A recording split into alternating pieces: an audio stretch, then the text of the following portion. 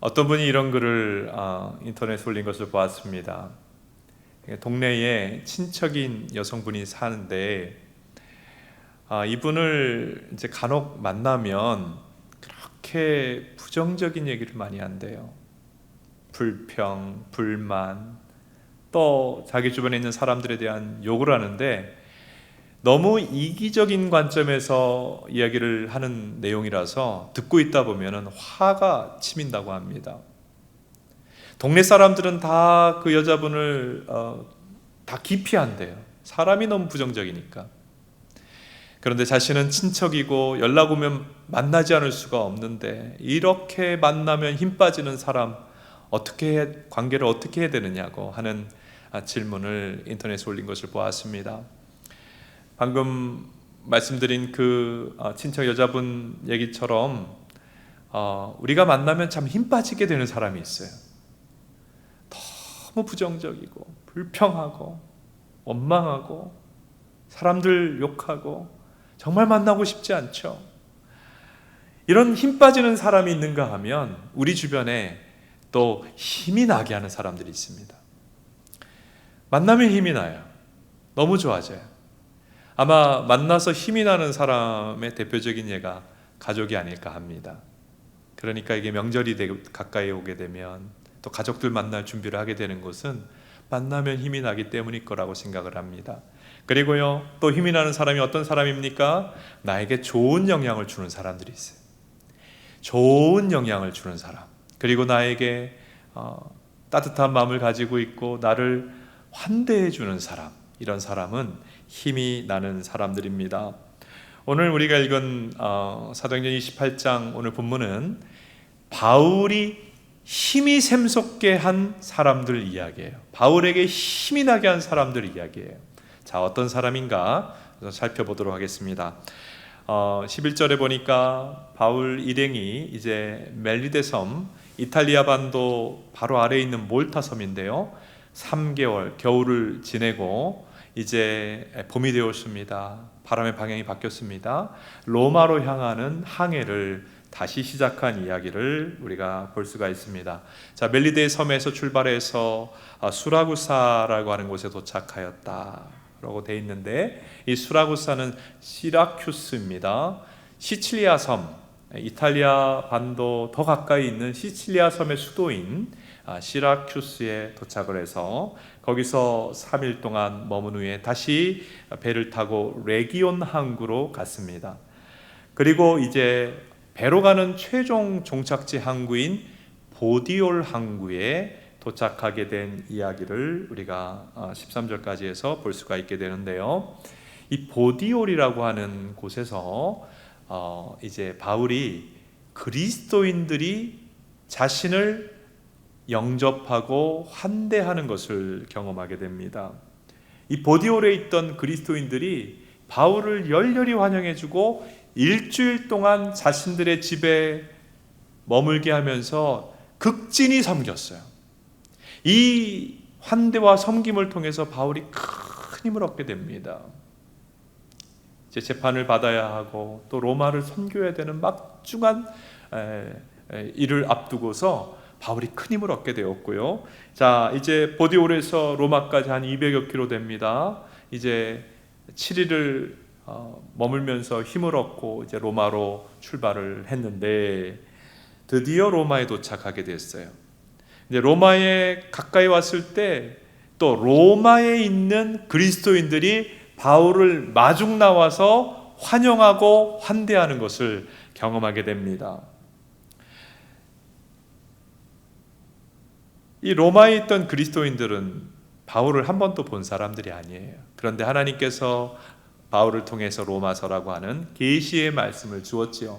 이 말씀을 미리 읽은 사람들이에요. 바울이 온다는 소식을 듣고 얼마나 보기를 사모하고 환영했는지 멀리 있는 곳까지 이들이 환영하러 나옵니다. 15절에 보면 어디까지 나왔는가 보니까 아비오 광장이라고 그랬어요. 이 아비오 광장은 로마 도심에서 70km나 떨어진 곳입니다. 그리고 또 트레이스 타바르네까지 나왔다, 일부는 트레이스 타바르네까지 나왔다 그랬는데 이 트레이스 타바르네는 로마에서 53km 떨어진 곳이에요. 얼마나 이 하나님의 종 바울을 만나기를 사모하고 또 환영하고 싶었든지 70km 떨어진 곳까지 나와서 환영했는데, 제가 거리를 재보니까 분당에서 원주 거리예요. 물론 우리가 해외에서 누가 중요한 사람이 올 때 인천공항까지 가서 맞이하는 일이 있습니다만, 우리가 차 타고 가잖아요. 걸어서 70km를 원주까지 되는 거리를 걸어서 바울을 환영하는 그 정성, 그 환대, 그리고 그 이후에 각자 집에 모셔가지고 지극히 대접하는 그 대접을 통해서 바울이 큰 힘을 얻었어요. 정말 이 로마 교인들은 바울이 힘나게 하는 교인들이었어요. 자, 오늘 말씀을 통해서 하나님께서 우리에게 주시는 교훈을 좀 더 살펴보기를 원합니다. 첫 번째로, 그리스도인은 환대의 사람이 되어야 한다 하는 것입니다. 한번 따라합시다. 그리스도인은 환대의 사람이 되어야 한다. 바울이 예수님을 만난 이후에 이제 소명을 받았습니다. 선교의 소명을 받고 선교사가 된 이후에 많은 고난을 경험하게 됩니다. 복음을 전할 때마다 사람들이 비난합니다. 욕합니다. 심지어 바울을 구타를 했습니다. 그리고 죽이려고도 했습니다.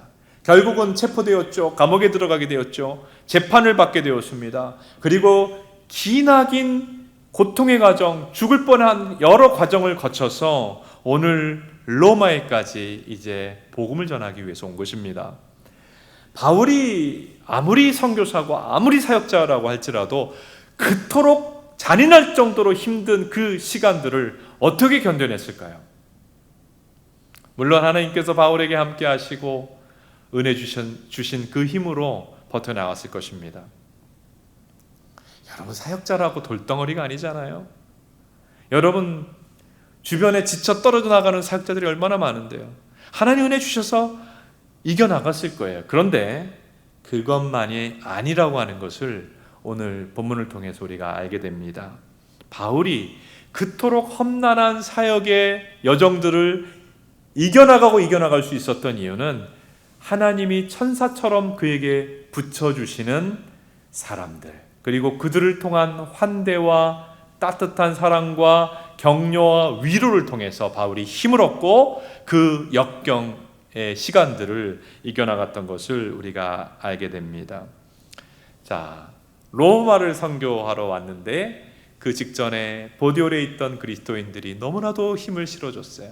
그리고 로마 교회 성도들이 너무나도 기쁨을 줬어요. 그래서 15절 말씀을 보면 이런 말씀이 하반절에 나오는데요. 바울이 그들을 보고 로마 교회 성도들이 맞이하러 온 그 따뜻한 사랑의 마음을 보고 라는 뜻이죠. 하나님께 감사하고, 바울이 그때 두려운 마음도 있었을 거예요. 어두운 마음도 있었을 것입니다. 다 사라졌어요. 모든 괴로운 마음이 사라졌어요. 감사가 충만해졌어요. 그리고 담대한 마음을 얻으니라. 앞으로 내가 어떤 일이 기다리고 있든지 나는 끝까지 이 사명을 감당하리라. 힘이 나고 용기가 솟구쳐 올랐다고 하는 그런 이야기입니다. 여러분, 바울만 그런 거 아니에요. 여러분, 바울만 사역자로서 광야 같은 여정을 겪은 게 아니라 우리도 인생을 살면서 우리 인생도 참 광야 인생 아닙니까? 여러 가지 힘든 일들이 순간순간 있어요. 이 어려움들을 우리가 어떻게 이겨나가느냐? 물론 주님이 은혜 주시고 힘 주시지만 바울과 같이 우리 주변에 하나님이 붙여주신 그 사람들의 따뜻한 위로와 격려와 환대를 통해서 우리는 힘을 얻고 이 거친 세파를 이겨나가게 되는 줄로 믿습니다. 그래서 하나님께서는 성경 곳곳에 우리 믿는 자들은 곁에 있는 자들에게 환대하는 사람이 되라고 말씀을 합니다. 창세기 18장을 보면 어느 날 아브라함이 이제 집에 있는데 나그네 세 사람이 저 멀리 지나가는 거예요. 급히 나가서 아브라함이 우리 집에 들어오시라고, 그리고 지극정성으로 환대를 하였습니다. 접대를 하였습니다. 근데 나중에 처음에는 몰랐는데 알고 보니까 한 분이 여호와 하나님이셨어요. 사람을 환대하다 보니까 하나님을 접대하게 되었어요. 하나님이 그 아브라함의 모습, 환대하는 모습을 보고 아브라함에게, 그리고 아브라함 부부에게 이렇게 말씀합니다. 너희 부부가 오랫동안 고통하던 문제가 있지, 자녀가 없어서 고통하지 않았느냐? 이제 조만간 너희 가정에 자녀가 태어날 것이다. 놀라운 축복의 말씀하셨습니다. 그리고 나는 이제 소돔과 고모라를 심판하러 간다 라고 말씀하시므로 하나님의 계획을 알려주셨어요. 아브라함은 이렇게 사람을 환대하려는 그런 태도와 자세 속에서 하나님의 축복도 받게 되고 하나님의 계획이 무엇인지를 아는 놀라운 은혜를 덧입게 됩니다. 구약의 이 환대 이야기는 너무너무 많아요. 구약만 그런 거 아니에요. 신약도 마찬가지예요. 신약에 보면 마태복음 25장에 예수님께서 종말의 때 이제 주님께서 심판주로 재림하셔서 온 세상 사람들을 심판하시는데 양과 염소로 나누신다 그랬어요. 마태복음 25장을 보면 양은 구원받는 천국에 들어가는 사람들이에요. 염소는 이제 심판받고 지옥에서 멸망당할 사람들입니다. 그런데 양과 염소를 구분하는 기준점이 뭐냐 하면 놀랍게도 우리는 믿음일 거라고 생각을 하는데 그게 아니고 지극히 작은 자, 가난한 자, 목마른 자, 헐벗은 자, 병든 자, 옥에 갇힌 자에게 너가 어떻게 하였느냐를 보고 나는 너가 참 믿음이 있는지 구원받을 믿음이 있는지 아니면 구원받을 수가 없는 거짓 신앙인 염소인지를 구분하겠다는 거예요. 그리고 예수님께서 더 놀라운 얘기를 하시는데 지극히 작은 자에게 행한 것이 곧 나에게 행한 것이라고 말씀하셨어요. 그리고 마지막 심판은 너희가 어떻게 이웃을 사랑했느냐, 어떻게 특별히 어려운 이웃에게, 지극히 작은 자들에게 사랑을 베풀었는지를 보고 너희가 믿음이 있는지 아닌지를 판가름하겠다. 주님이 이렇게 말씀하셨어요. 얼마나 놀라운 말씀인지 몰라요. 우리 하나님께서 성경에 이렇게 환대하는 사람이 되라고 말씀하신 이유가 있는데 그 이유는 하나님이 먼저 우리들을 환대하신 주인공이기 때문입니다. 하나님은 이 세상을 창조하시고 지구를 창조하시고 에덴 동산을 사람이 살기 가장 적합한 곳을 만드시고 우리를 손님으로 그곳에 초대해서 따뜻하게 환대해 주셨어요. 하나님이 환대하신 분이기 때문에 믿는 우리들도 하나님을 닮아 환대하라고 하시는 것입니다. 우리 예수님 생각해 보세요. 우리 예수님 이 땅에 오셔가지고 기적을 행하실 때에 오병이어 기적도 행했습니다. 칠병이어 기적도 행했습니다. 많은 사람들이 어떻게 한 사람 먹을 음식을 가지고 5,000명이 7,000명이 먹었느냐 거기에 초점을 둘지 모르지만 예수님이 그 기적을 베푸신 이유가 있어요. 이유가 무엇인가? 굶주리는 사람들을 환대하신 거예요. 배고픈 사람들에게 환대하신 것입니다. 그들을 돌본 것입니다. 그리고 예수님은 이 땅에 계실 동안에 하나님의 말씀, 복음의 말씀을 전하여서 진리를 알게 하실 뿐만 아니라 많은 병자들을 고치셨어요. 병든 사람, 사람들이 관심 갖지 아니하는 힘들고 고통에 빠져 있는 병든 사람을 환대하여 주신 것입니다. 예수님이 그 환대의 마음으로 우리를 불러주시고 교회 나오게 하시고 믿음 갖게 하신 그 모든 시간이 예수님이 우리를 환대해 주신 시간들 아닙니까? 초대교회는 주님이 환대의 주인공이셨고 우리가 환대를 받았으니 우리도 환대하는 사람이 되어야겠다 하는 믿음의 결단을 하고 환대하는 문화가 있었어요. 그러니까 이 로마 교회가 말이죠, 하나님의 사역자 바울 선교사가 온다는 이야기를 듣고 여기서 원주까지 걸어가는 거리까지 걸어가서 열렬하게 환영해주고 위로해주고 격려해주고 접대한 거 아닙니까? 환대라고 하는 것은 하나님의 마음으로 사람들을 대하는 거예요. 환대는 가족이 아닌 낯선 사람에게 친절을 베푸는 거예요. 환대는 내가 가진 좋은 것을 내 곁에 있는 사람에게 나누어 주는 것을 말합니다. 성경은 이 환대가 이웃사랑의 실천이라고 말합니다. 그리고 자기만 생각하고 자기 위주로 살아가는 사람은 그리스도인이 아니라 그리고 그리스도인은 반드시 이웃을 생각하고 특별히 어려운 이웃에게 환대를 베푸는 사람이라고 말씀합니다. 오늘 우리 주변에 힘 빠지게 하는 사람들이 너무 많아요. 우리 믿는 우리 판교사랑에게 성도들은 초대교회 성도들처럼 내 곁에 있는 사람들에게 환대를 베풀면서 힘이 나게 하는 사람 되기를 바랍니다. 우리 옆에 있는 분을 보면서 이야기합시다. 힘이 나게 하는 사람이 됩시다. 감사합니다. 자, 두 번째 교훈입니다. 교회는 환대의 문화를 전파하는 곳이 되어야 한다 하는 것입니다. 개인적으로 환대 실천을 할 뿐만 아니라 우리 공동체가 환대하는 공동체가 되어야 돼요. 우리가 환대해야 될 사람이 누굴까요? 초대교회가 그리하였듯이 하나님의 일을 집중적으로 감당하는 사람들, 특별히 선교사는 우리가 특별히 기억하고 환대해야 될 대상이지요. 그리고 마태복음 25장 양과 염소의 비유에 나오듯이 그 지극히 작은 자들이 환대의 대상이 되어야 할 것입니다. 우리는요, 세상 사람들 주로 그렇죠. 늘 자기보다 나은 사람들, 더 부유한 사람들, 더 많은 것을 가진 사람들을 쳐다보고 그들처럼 되고 싶은 마음을 갖고 살아가요. 이게 세상 사람들의 모습이고 아마 우리들도 그런 약간 영향을 받는지 모르겠어요. 그런데 하나님은 어떤 사람들을 보시는 줄 아세요? 하나님의 시선은 늘 작은 자에게 향해 있습니다. 고통받는 자. 마태복음 25장에 보면 굶주리고 병들고 외롭고 돕는 이가 없는 그런 사람들에게 하나님은 시선이 향해 있고 그들에게 관심이 있어요.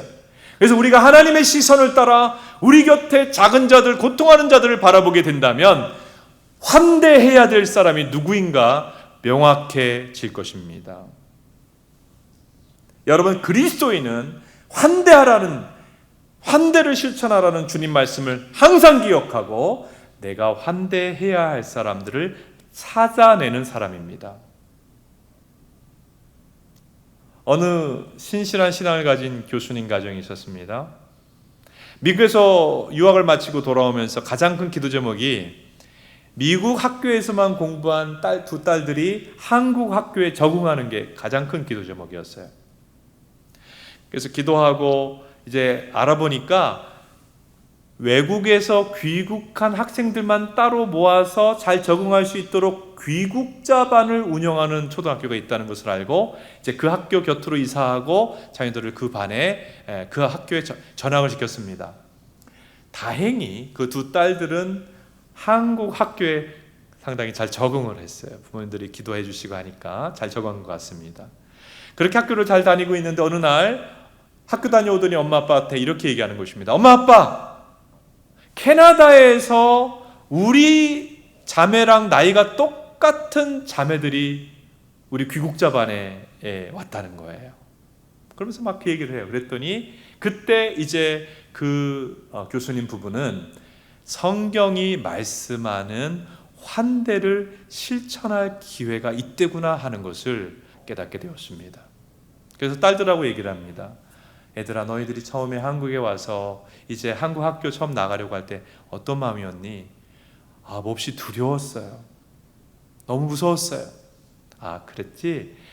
아마 캐나다에서 온 그 아이들도 똑같은 마음일 거야. 우리가 어떻게 성경의 말씀에 따라서 이들을 환대할 수 있을까? 그랬더니 자기들이 카드를 써주겠대요. 내가 누군지, 난 어디서 미국에서 공부하다가 온 어디 사는 누구고 자기소개도 하고 너희를 환영한다는 카드를 써주겠대. 너무 좋은 아이디어다. 그리고 그 친구들한테 마음을 기쁘게 하기 위해서 선물을 해주면 좋겠대요. 그래서 문방구에서 장난감 반지를 사다가 주고 싶대요. 그래서 좋다고, 엄마 아빠가 돈 줄 테니까 그 선물 사자고. 그리고 아버지가 얘기합니다. 그 선물을 주고서 그 아이들에게 이야기를 듣고 와라. 그 아이들은 어디서 살다 왔고 누구고 가족이 누구고 그 아이들 이야기를 듣고 대화를 하고 오라고 그랬습니다. 자, 이 딸들이 카드를 가지고 선물을 가지고 학교를 갔어요. 그리고 며칠이 지나서 주말이 되었습니다. 그 캐나다에서 온 자매의 어머니로부터 이 교수님 부부한테 전화가 왔어요. 자, 무슨 내용으로 전화가 왔을까요? 너무너무 감사하다는 거예요. 이 아이들이 한국에 아이들을 데리고 귀국할 때 이 아이들이 한국 학교 가기를 너무 무서워했는데 첫날부터 교수님 딸들 같은 좋은 친구들을 만나가지고 아이들이 그냥 학교에 바로 적응이 되고 학교 생활을 잘하게 되었다는 거예요. 이 은혜를 어떻게 감사할지 모르겠다는 거예요. 자, 이 캐나다에서 온 자매와 이 교수님 딸들은 너무 친해져가지고 나중에 서로의 집에 왕래하는 친구가 되었습니다. 그리고 이제 그 캐나다에서 온 딸들은 교수님 딸들이 교회 다니는 것을 알고 주일날 교회도 따라오게 됐어요. 교회 다니는 학생들이 되었어요. 나중에 알고 보니까 그 캐나다에서 온 딸들의 아버지는 불교 방송 제작 PD였어요. 그리고 불교를 포교하는 데 앞장서 있는 법사님이었어요. 법사님이라고 하는 용어가 있더라고요. 그런데 이 불교 가정인 이 가정에, 이 교수님 가정에 이 자녀들이 따뜻하게 온 가족이 마음을 쓰면서 환대를 실천하는 것을 통해서 그 가정에 예수님의 사랑이 전달이 된 것입니다. 할렐루야! 교회는 이런 사람들이 가득한 곳이 되기를 주님 원하세요. 이런 교수님의 가정의 모습이 우리의 가정의 모습이 되기를 주님이 원하십니다. 요즘 코로나 블루라는 그 이야기 여러분 들어보셨을 거예요.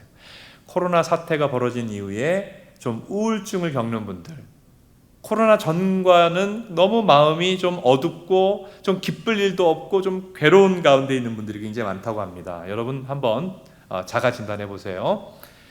평소보다 식욕도 줄었고, 그리고 잠이 잘 안 오고, 잠을 자도 잘 깨고, 그 다음에 책을 본다든지 TV를 본다든지 이런 평소에 하던 일들이 잘 집중이 안 되고, 그리고 뭔가 말을 할 때도 말이 잘 안 나오고 말이 어눌하고 제가 더듬습니다. 더듬는다. 자, 이런 일이 최근 2주간에 이틀 이상 경험이 된 분은 코로나 블루 초기 증상이라고 합니다. 여러분, 제가 생각해 봤어요. 저도 생각해 보니까 살짝 있는 것 같기도 해요. 뭐 기쁠 일이 그렇게 많지가 않고 괴로운 일이 너무 많아요. 아주 좀 잠도 잘 못 자고 요즘. 왜 그런가 제가 생각해 보니까 바깥 활동이 제한돼 있다는 거, 그것도 원인이 되는데, 또 한 가지 정말 중요한 게 뭐냐면, 제 삶에 기쁨을 주던 것은 사랑하는 사람들과 만나는 일이었구나. 만나서 좀 서로 사랑을 표현하는 그런 시간들이 있잖아요. 같이 차 한잔하고 격려하고 또 음식도 먹고. 근데 그런 시간이 가질 수가 없잖아요. 제가 우리 교육자들 참 아끼고 사랑해서 늘 어떻게 하면 좀 더 격려해 줄까 하는 마음도 있지만은, 이 비대면 상황에서 뭐 따로 불러다가 이렇게 해줄 수가 없어요. 참 얼마나 안타까운지 몰라요. 지금 뭐 제가 겪는 어려움이 다 우리가 겪는 어려움이죠. 참 사람을 만나서 우리는 힘을 얻도록 되어 있는데, 사람 간의 이 따뜻한 교류가 끊어져서 어려운 시기가 아닌가 생각을 합니다. 근데 지금 또 우리 사회 분위기가 말이죠, 이상하게 사람을 갈라놔요. 이상하게 갈라놔요. 이념에 따라 갈라놓고, 지역에 따라 갈라놓고, 세대 간에 갈라놓고, 심지어 뭐 남녀 간에 갈라놓고, 아주 제정신이 아니에요. 그러다 보니까 지금 서로 미워하죠, 증오하죠. 아주 이상한 분위기가 되고 있습니다. 그런 속에서 사람들의 마음이 얼마나 거칠어졌는지요. 우리들의 마음도 거칠어지고 있어요. 사람들에게 사랑을 주고 사랑을 받고 따뜻한 교류가 있어야 우리는 힘을 얻어 살 수 있는 존재인데, 그게 막혀지고 있는 안타까운 현실입니다. 이때에 주님께서 오늘 사도행전 28장 오늘 본문의 말씀 주신 이유는 온통 주변에 까칠하고 공격적이고 힘 빠지게 하는 사람들 가득하지, 믿는 너희들이 먼저 하나님의 마음으로 사람들에게 환대하고 사랑을 전달하는 사람이 되라고 이 말씀 주신 줄로 믿습니다. 아마 어떤 경우에는 좀 정신 차리라고 이 말씀 주시는지도 몰라요. 자, 다시 한번 따라합시다. 환대하는 사람이 됩시다. 그러면 환대를 어떻게 실천할 것인가, 좀 구체적인 것들 말씀을 드리고자 합니다. 여러분 중에 직장 생활 하시는 분들 계시죠? 웬만한 직장에는 그 사무실을 청소해 주시는, 수고하시는 분들이 있기 마련입니다. 여러분, 아무도 회사에서 그분에게 주목 안 할지 모르지만 하나님은 그런 분에게 주목하십니다. 그러니까 여러분도 그런 분들을 주목하셔야 돼요. 하나님 마음이 거기 있어요. 그 청소하시는 아주머니한테 감사하다고 좀 말씀해 주면 안 될까요? 그리고 이제 명절이 다가오는데 입술 트는데 바른 립스틱이 아니라 입술 보호제라든지 아니면 핸드크림이라든지 아니면 요즘 필요한 마스크 한 장 사가지고 작은 포스트잇에 늘 제가 제 곁에서 귀한 수고를 해주시는 아주머님께 감사합니다, 아무개 올림, 이렇게 써준다면 이것이 놀라운 환대가 될 거예요. 아마 그분들이 지치고 힘든 중에도 힘이 날 것입니다. 여러분, 대부분 우리는 단독주택 사는 분도 계시겠습니다만 아파트 생활합니다. 아파트에는 누가 계세요? 부녀회장 이런 분도 있겠지만 경비원들이 계시지 않습니까? 수고하시는 분들이죠. 이분들이 얼마나 수고가 많습니까? 이 경비원들에게 말이죠, 우리 가정에서 먹고 있는 간식 좀 접시에 담아가지고 쪽지 하나 써가지고 갖다 드려보세요. 저희 집에서 그렇게 간식을 우리 경비하시는 분에게 좀 나눠드리면 얼마나 좋아하시는지 몰라요. 하루 종일 거기 여러 가지 지키면서 일하는 게 고단하고 집이 아니니까 때로는 시장하고 힘들잖아요. 밥 먹기도 어렵잖아요. 얼마나 좋아하시는지 몰라요. 제가 그리스도인인 거 다 아시죠? 제가 목회자인 것도 아시죠? 그러니까 제가 예수님의 마음으로 아무것도 아닌 거, 작은 거지만 그분의 그렇게 환대함으로 힘이 나게 하는 거 아닙니까? 여러분, 다 우리는 그거 할 수 있어요. 그래서 경비하시는 분들에게 우리 동네 몇 동 몇 호 분 참 교회 다니시는 것 같은데 늘 나에게 이렇게 힘 주시고 격려 주시는 분이다. 얼마나 주님께 영광이 되겠습니까? 그리고요, 우리가 다 도시에 살지 않습니까? 도시 생활이 상당히 삭막합니다. 심지어 같은 아파트, 같은 지붕 밑에 한 라인에 사는데도 서로 몰라요. 왜? 인사를 안 하기 때문이죠. 엘리베이터 같이 이웃 간에 타면 다 같이 어디를 보느냐면 계기판을 딱 봅니다. 절대로 눈을 쳐다보지 않습니다. 이런 문화 속에 살아가는데 우리가 아파트 같은 라인에 살고 같이 마주치는 분들에게 먼저 웃으면서 안녕하세요라고 인사를 한다면 이것이 이웃을 향한 환대입니다. 안녕하세요. 아이들을 볼 때도 안녕 얘들아. 학교 다니느라고 얼마나 수고가 많니? 요즘 학교 안 다니죠? 집에서 있느라고 얼마나 수고가 많니? 인사해주고 내 아이들인 것처럼 이뻐해주고, 이게 환대지요. 그리고요, 우리들은 다 생활을 하면서 어떤 물건을 사야 됩니다. 그런데 이 생필품을 살 때 온라인 쇼핑만 하지 마시고 대형마트만 이용하지 마시고 여러분, 동네 작은 가게들을 찾아가서 이용해 준다면 바로 그것이 환대지요. 얼마든지 내가 어디 이용할 수 있고 온라인몰 이용할 수 있고 대형마트 이용할 수 있지만 요즘 동네 작은 가게들이 거의 생존의 위기에 처해 있다고 하지 않습니까? 그래서 일부러 가는 거예요. 마스크 쓰고. 그래서 사장님 요즘 얼마나 힘드셨어요? 제가 생각이 나서 일부러 왔어요. 물건 사가면서 힘내세요. 또 올게요. 얼마나 눈물나게 감사하겠어요. 얼마나 눈물나게 감사하겠어요. 그것이 환대지요. 우리 판교사랑의 교회 교우들이 다 지역사회 동네 작은 가게들을 이용해 준다면 수많은 사람들이 감동받는 환대의 역사들이 이 한 주간에 일어나게 될 것입니다. 저는 일부러 과일을 살 때 우리 동네 한 2km 바깥에 트럭에다가 과일을 파는 아저씨가 있어요. 웬만하면 거기로 가요. 불편해요. 근데 일부 할 수 있으면 거기로 가서 사요. 왜냐하면 그것이 그분을 위하는 길이에요. 그게 환대예요. 그리고 환대는 이렇게 교회 바깥에서만 실천해야 되는 게 아닙니다. 교회 공동체 안에 환대하는 공동체가 돼야 돼요. 환대를 실천해야 돼요. 여러분, 우리는 서로 다 교제할 수 없으니까 이제 소그룹 다락방이라고, 우리 주일학교 학생들은 반 모임이죠. 이렇게 묶여 있지 않습니까? 보통은 어떻게 합니까?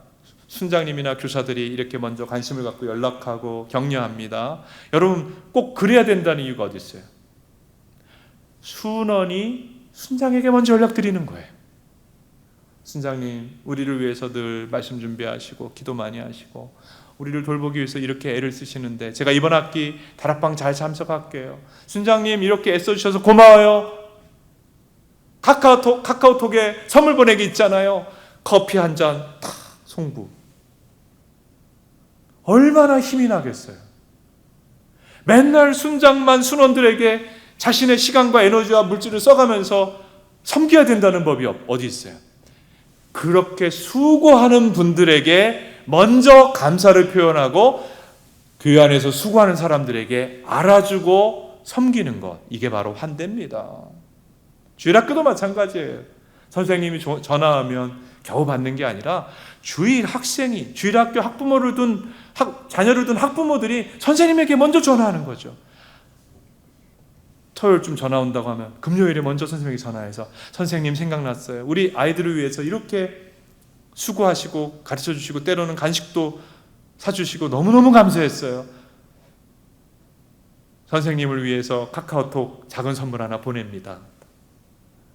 얼마나 그 환대에 힘이 나겠어요. 우리 학생들도 여기 함께 부모님과 함께 예배 드릴 텐데 왜 선생님 전화를 받기만 해야 돼요? 선생님께 먼저 전화 드리세요. 우리 교육자들에게, 주일학교 교육자들에게 먼저 연락하세요.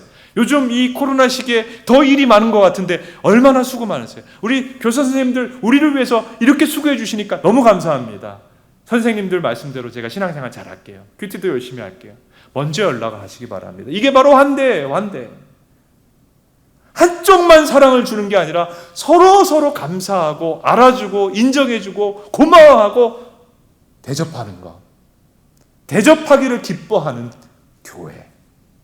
어떻게든지 서로 대접하려고 하는, 조금이라도 수고를 받으면 대접하는 그런 공동체를 주님이 원하시는 거예요. 이게 바로 초대교회 같은 교회예요. 교회 성도들 중에 어떤 출산이나 이사나 또는 누가 입원하셨든지 중요한 일이 있다고 한다면 정말 우리 집에서 반찬 하다가 좀 더 해가지고 그 집 문 앞에 좀 갖다 놓고 온다든지 아니면 좀 특별히 기도해 준다든지 아니면 작은 도움을 준다든지, 여러분, 우리 공동체가 초대교회와 같은 아름다운 환대의 공동체, 서로 접대하는 공동체가 될 수 있기를 축복합니다. 물론 우리가 가장 환대해야 될 대상은 선교사들, 그리고 예수님이 마태복음 25장에 말씀하신 대로 가난한 사람들, 병든 사람들, 갇힌 사람들, 소외된 사람들, 그리고 외로운 어르신들입니다. 제가 요즘 임계장 이야기라고 하는 책을 보고 있는데, 임시 계약직 노인장의 약자가 임계장이라고 하더라고요. 조 선생님께서 그 책을 쓰셨는데 제가 볼 때는 참 대단히 총명하신 분이고, 공기업에서 오랫동안 일하시다가 이제 은퇴 생활을 하면서 이제 노인으로서 임시계약직 일을 하고 아파트 경비원을 하세요. 여러분, 아파트 경비를 하시는 분들 얼마나 우리에게 고마운 분들이고 감사합니까? 근데 그런 분들이 우리 부모 형제일 수가 있는 거예요. 화려한 그 삶이 있었어요. 그렇지만 아파트 경비원을 하면서 얼마나 고통스러운 시간을 보내고 있는지에 대한 기록을 쭉 해놨어요. 여러분, 우리 시선이 항상 나보다 나은 사람을 쳐다보고 더 가진 사람을 쳐다보고 화려한 삶을 꿈꾸고 있다면 우리는 매우 세상적인 속물적인 그리스도인이라고 할 수 있어요. 주님의 시선은 항상 작은 자, 약한 자에게 향해 있습니다. 그런 사람들, 약한 자, 어려운 자에게 눈이 열리기를 바랍니다. 주님이 환대하라는 사람, 내 집에는 없어. 없는 게 아니라 안 쳐다본 거죠. 내 집에 고통하는 사람, 절박한 상황에 있는 사람이 왜 없어요? 내가 만나는 가게 지금 사장이 그럴 수도 있거든요. 자살하고 싶은 마음일 수도 있거든요. 저는 어제 제 친구 목사님이 암에 걸렸다는 소식을 듣고 얼마나 마음이 아팠는지 몰라요. 아주 고통스러워요, 제 마음도. 이때 마음이 들죠. 지극히 작은 자에게 한 것이 나에게 한 것이라. 그분을 위해서 뭔가를 해야 되겠다. 심지어 예수님은 그러셨잖아요. 너희 중에 너희 곁에 있는 지극히 작은 자가 변장한 나였다. 여러분, 우리 곁에 가장 고통하고 힘들어하고 지극히 작은 자들이 변장한 예수님이란 마음으로 그분들을 찾아내고 그분들을 섬기고 환대하는 것이 예수 믿는 우리에게 주님이 요구하신 바입니다. 세상이 너무 삭막해요. 너무 거칠어요. 그리고 힘 빠지게 하는 사람 천재예요. 이럴 때에 우리가 다시 한번 우리를 환대하신 예수 그리스도의 그 십자가 사랑을 마음에 충만히 담고 우리 주님의 마음을 품고 우리 곁에 있는 사람들을 접대하고 섬기고 환대하는, 그래서 힘이 나게 하는 사람 될 수 있기를 바라고, 우리 교우들이 그 실천을 우리 자녀들과 함께 500여 명 교인들이 그렇게 할 때에 이 한 주간 우리 주변, 우리 교회 주변으로 수많은 사람들이 그 환대로 살아나는, 힘을 얻는 소망을 갖게 되는 역사가 일어나게 되기를 주님의 이름으로 축복합니다. 머리 숙여 기도하겠습니다.